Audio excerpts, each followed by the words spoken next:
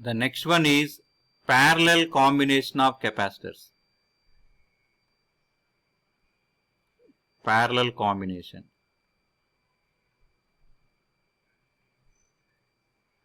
Of capacitors.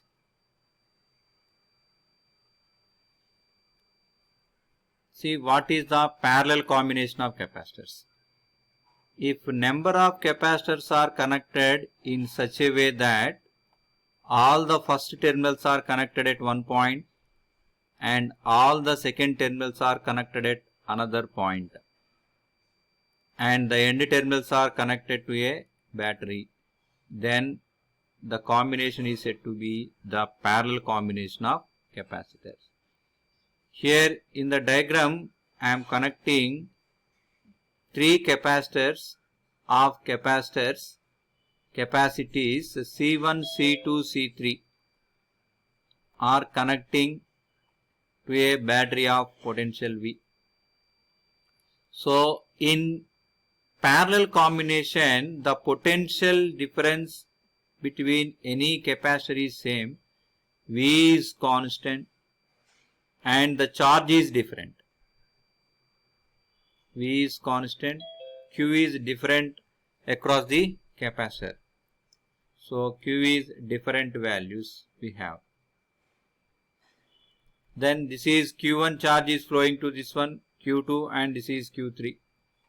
So then the charge, total charge Q is equal to sum of the individual charges of the each capacitor, Q1 plus Q2 plus Q3. Like that we can write in case of the capacitor. So from the definition of capacity of the capacitor, C is equal to Q by V. C is equal to Q by V. Q is equal to C into V. So if you substitute this value, Q is equal to C into V, Q is equal to C into V is equal to Q1 C1V plus Q2 C2V and Q3 C3V. Now if you cancel the term V in all the terms, then C is equal to C1 plus C2 plus C3. So this is the resultant capacity of the capacitors when they are connected in parallel combination. This is the sum of the individual capacities. If we consider two capacitors, then C in parallel is equal to C1 plus C2.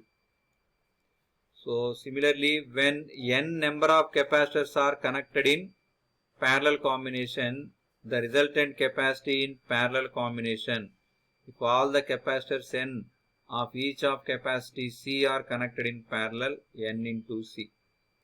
So we already discussed when n number of capacitors of each capacity are connected in series combination, Cs is equal to C by n.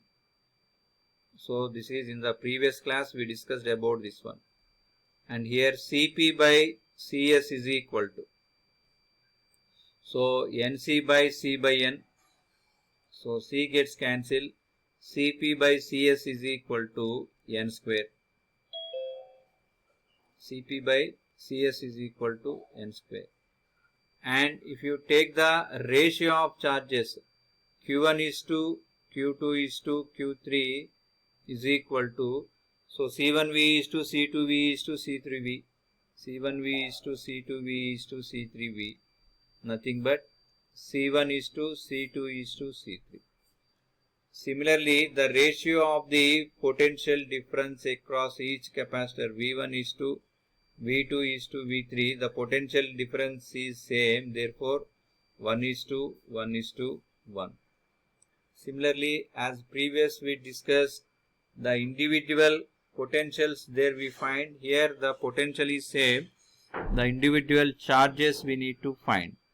So Q1 is equal to C1 into V here. Q1 is equal to C1 into V. So here V is equal to Q by Cs. here V is equal to Q by Cp, that is in parallel. C1 into, I am writing V as Q by Cp parallel. So in case of two capacitors, if I take C by C parallel is C1 plus C2.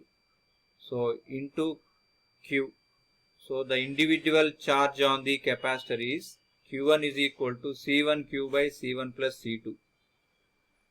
Similarly, if you consider the charge on the second capacitor, Q2 is equal to C2 into V. So V is again Q by Cp. Therefore, C2 by C1 plus C2 into Q. This is the individual charges on the capacitors when they are connected in parallel combination.